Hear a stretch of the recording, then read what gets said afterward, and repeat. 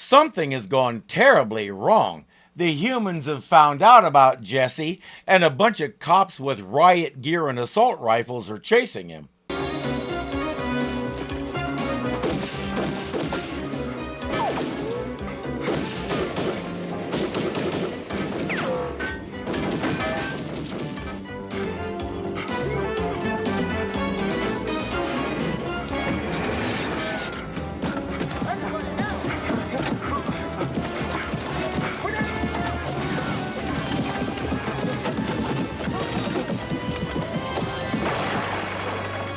Scratch one rebellious outhouse. Control is waiting for him at the top of the hill. They have an appointment.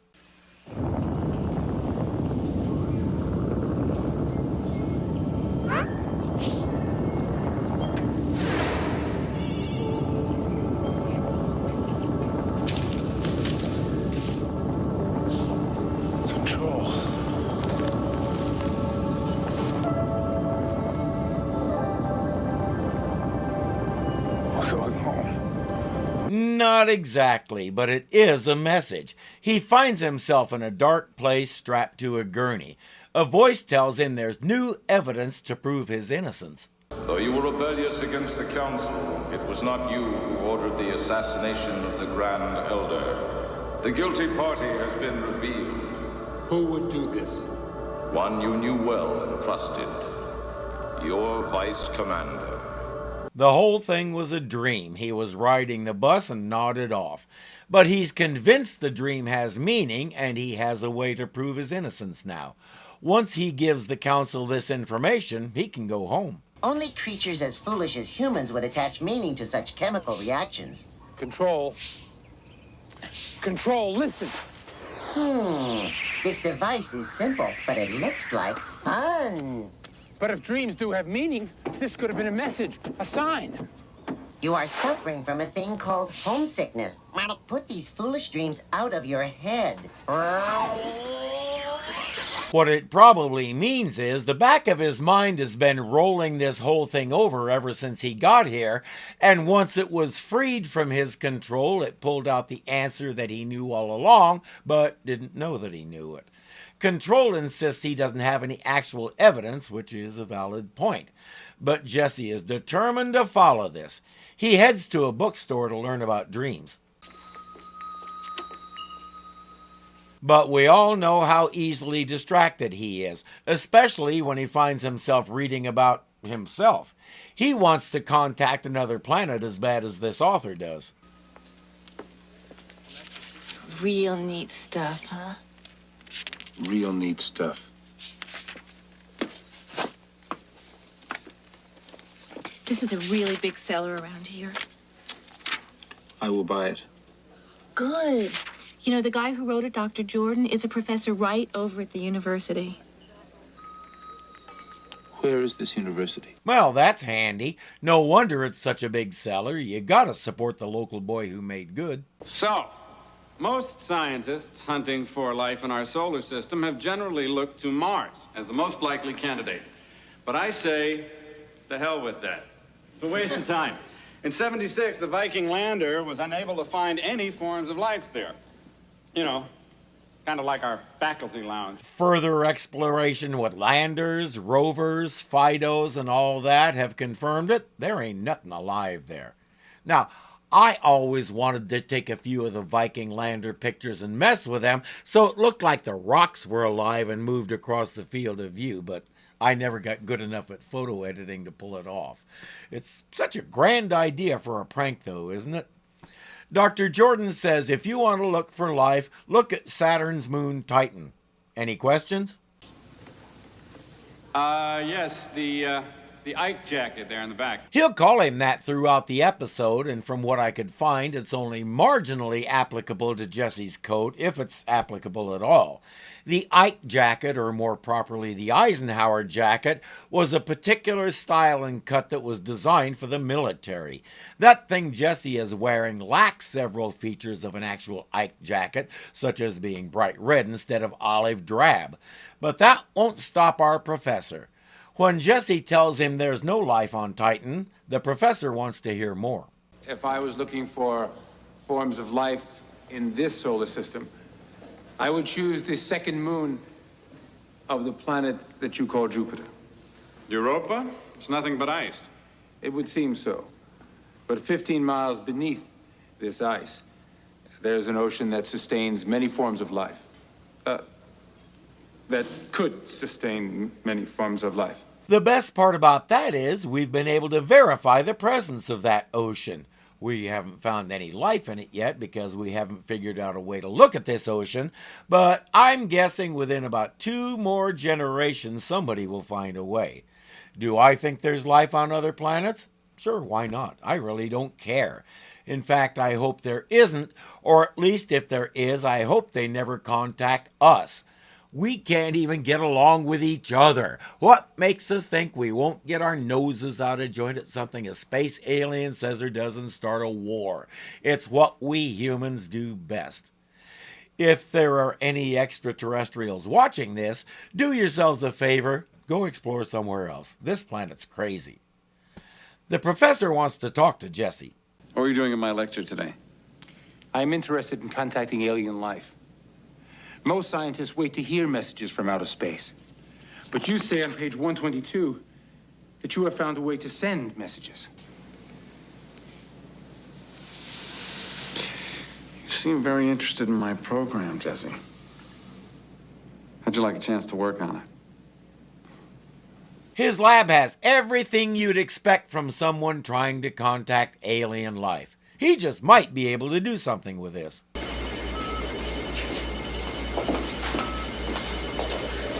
Who are you?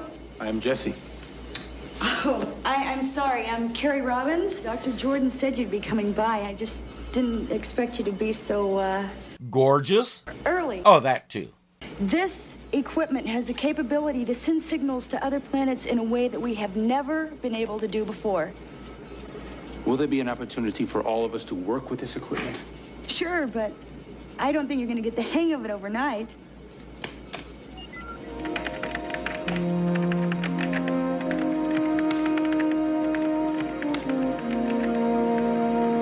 You are correct. He doesn't need overnight. He's got it. This is how you will send the messages? Yeah. Here's how it works. I use elements that are rare in our solar system, but commonly found in other star systems. Like collyrium. Like what? Never mind. Please go on. This is why you don't interrupt. Well, I get these elements from meteorites. Then, when I bombard them with high-energy particles, each one of them gives off its now unique radiant energy, kind of like a fingerprint. Oh, so you send these fingerprints to the planets which have the same elements, and they recognize them? Yes. They know that the messages come from an intelligent source. Jesse points out one flaw in this plan. He can't send any faster than the speed of light. An awful lot of those stars are too far away to receive anything in the professor's lifetime, much less send anything back. That's exactly right. And the solution to that little problem is what's going to bring me the Nobel Prize. I'm close, Jesse. I'm very close. What does that mean? Close to what? He talks as though he's about to find a way to break the light speed barrier, but so far we haven't seen him do anything but talk. You seem so young to have such skills in science. Well, I grew up in Houston, just throwing distance away from NASA. It made me dream one day I could touch the stars. Yes, I also dream of touching the stars. Well, thanks to Dr. Jordan's work, we may be able to do that. I have read his book, and I have studied the research. I think most of the work is yours. Oh boy, we have another Benton Falk Jr., a guy who takes credit for the work his associates do. In the lecture Jesse sat in on, he was bragging about plugging his book on Johnny Carson, and we know he's angling for a Nobel Prize. Ambition like that often crosses the line of ethics. Well, I amassed the basic information, but he took the raw data and turned it into a brilliant concept. Could you not form your own concept? Well, no, I'm not ready, but I still believe there's a lot to learn from Cyrus. I think he's learning more from you. That expression says she already knows, she just doesn't want to face it because he's the great man and she's just Carrie. But what is it that makes him such a great man? Her work. Jesse's going to hammer away at that every chance he gets. He also realizes he needs to watch his own back. Control has been trying to understand the university. Earlier, we saw some guy abusing a fraternity pledge, and now Control is watching more abuse unfold. Here's what I want you to do. Put your helmet on your head. It's like this. Hello? All right, put this here for me. Put your weapon out front. I want you to stand guard here all night. Shall we? Later on, Zip. Jerry, you're so funny. Jerry, you're so mean to him. I love it. What can I say? Jerry, let's go. I won't start. Don't put the top down. It'll mess my hair. I didn't do that. Look, I can't... The door handle! Open the door! Jerry! Unlock the door! The handle, get out! Look, Lisa. Lisa, come on. Your dress will be fine. It's okay. At the end of the following school year, Lisa married the pledge. Jesse is working late in the dark because he doesn't want anybody else to know what he's doing. Control observes that he's writing a program to send a message home. And he has the technical knowledge to make it work, but he's interrupted by security before he can get to that part. Listen, Jesse, it's really hard for me to believe that a guy with your background or lack of it really works at a place like this. But he does. Hello, Jesse. Dr. Jordan. He calls off the hounds and apologizes for them. It's just that they get a little quick on the trigger when they find people working here, especially late at night, without permission. I was told we are all equal here. So we are. Listen, here's a key. You work your own hours. I don't want my people punching the clock. By the way, equals don't need each other's permission, correct? Jesse's already figured out that some of us are more equal than others, but pushing envelopes is one of his favorite hobbies. Jordan said he wanted to know when Jesse was working. More precisely, he wants to know when Jesse isn't working so he can sneak in and find out what he's doing. Designing a chip. And what a chip. But who on earth could make it? The same guy who designed it? All the machinery for growing a chip is right there in the lab. All he needs to do is plug the data into it. Later, within a few hours, all the strata are in place and Jesse has his chip.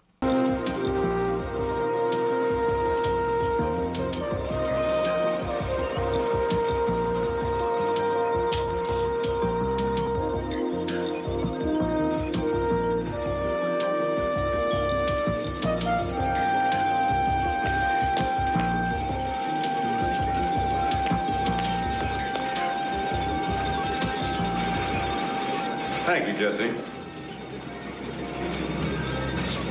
That'll do very nicely. My mistake had his chip. Jordan and his goons are prepared to take the chip at gunpoint.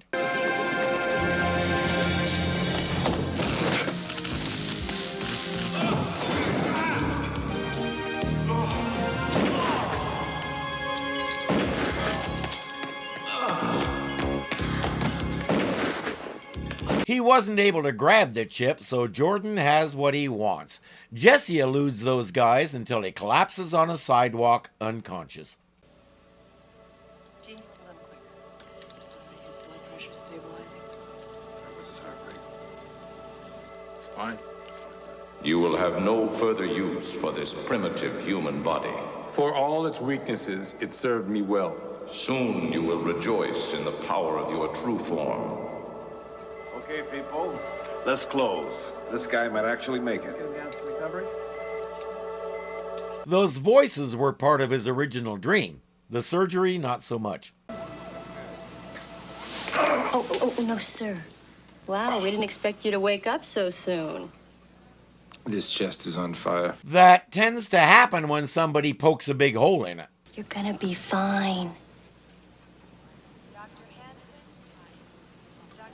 I am in a hospital. Yes, it's the best place to be when you're gonna have a bullet removed. How long will this body be damaged? It'll take a little while, but you look like a fast healer. And now that we know you're going to live, let's get to the really important thing. Do you have insurance? What is insurance? Your accounting department can have fun figuring out where to send the bill and how to collect. Meanwhile, I couldn't let this go by. I'll be right back.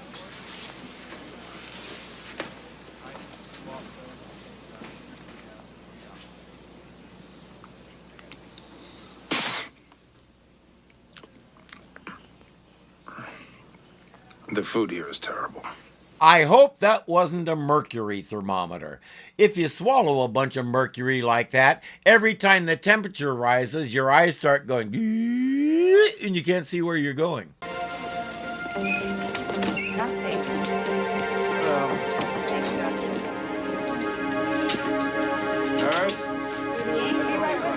Hey!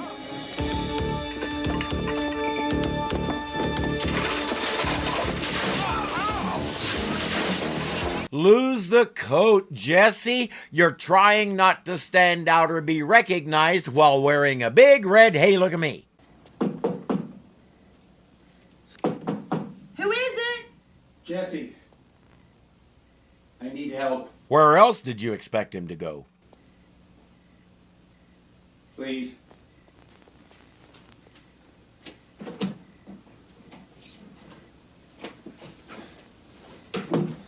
I shouldn't be doing this. We must talk. Everyone's looking for you. I have done nothing wrong. And she's not making the call because she knows he's telling the truth. She's starting to face the facts about Cyrus Jordan. Cyrus says you came into the lab like a madman and started tearing it up. Why would you want to sabotage his work? I did not destroy. I created. Yeah, you created a mess.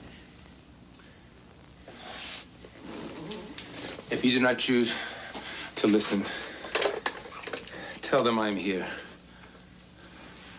I will not run. It's possible he can't run, but she doesn't need to know that. She chooses to listen. Dr. Jordan has taken something from me. Something that I must have back. The chip? Are you saying you created that chip? He has stolen from me the same way he has stolen work from you. Do you mean the demonstration tomorrow is based upon all of your technology? Demonstration? If you want to verify that Dr. Jordan didn't create that chip, ask him how it works. But hurry, because he's demonstrating it for the government tomorrow. Jesse says he can't use the chip. Nobody can. It's not right. He can't explain why, but this little revelation has brought Carrie clear around. She'll trust him. No, Dr. Jordan. There's been no sign of trouble. All right. Just keep your eyes open. It's almost time. Yes, sir. Obviously, Dr. Jordan doesn't trust Jesse, and with good reason. Jesse's about as determined as he's ever been.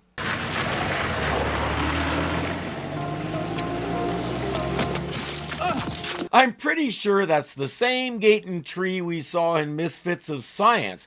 I hope whoever owns it made a lot of money renting it out.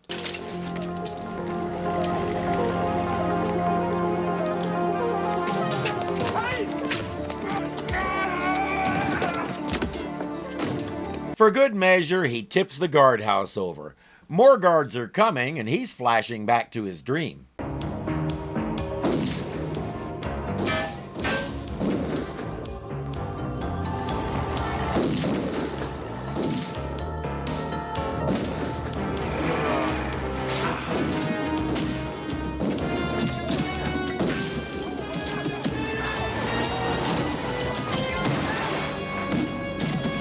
Especially that part. He has to stop the transmission from happening, and he knows a good way to do that.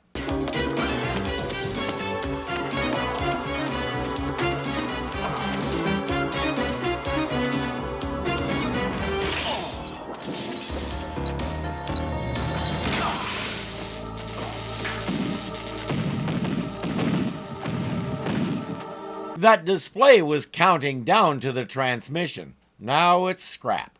One space message thoroughly fizzled. What is it? Well, couldn't you stop him? No. Just get back here. There's no telling what he might do. It seems that our colleague fouled up the transmission. You better get the chip and put it in the safe. I'll see what I can do to get the egg off my face. Because that's the most important thing right now. Folks, that was the dish site.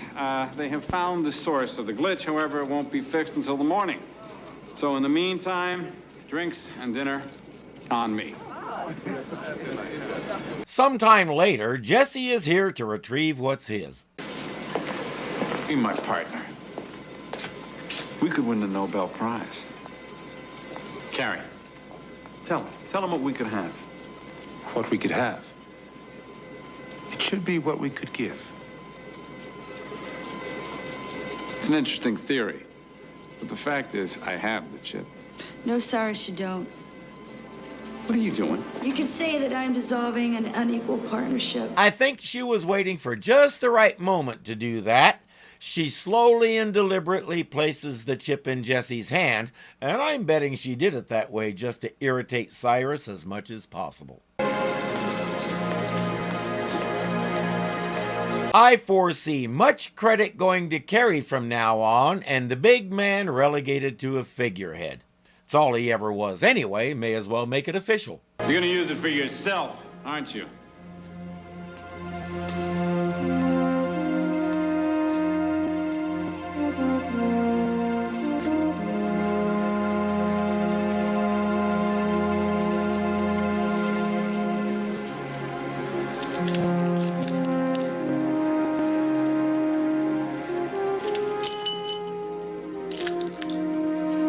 Or not, and neither are you. The original plan was to use it for himself, and you'd never know about it. Your ego took care of that. Jesse! Jesse, wait! Would it really have worked?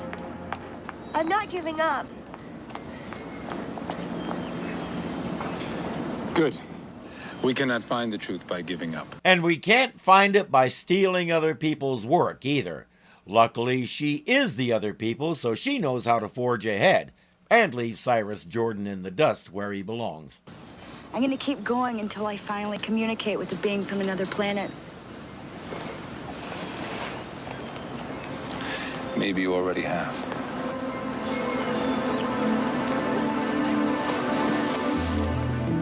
Wow, that's as close as he's ever come to telling someone, but I understand why he'd have a soft spot for her. She's not in this for the glory, she's in it for the knowledge, for advancement of human understanding. And if someone is going to make first contact, she's a good choice to represent us. She's honest, smart, and caring. She can present the best side of humanity. And then, in the interest of fairness and full disclosure, Cyrus can present the other side.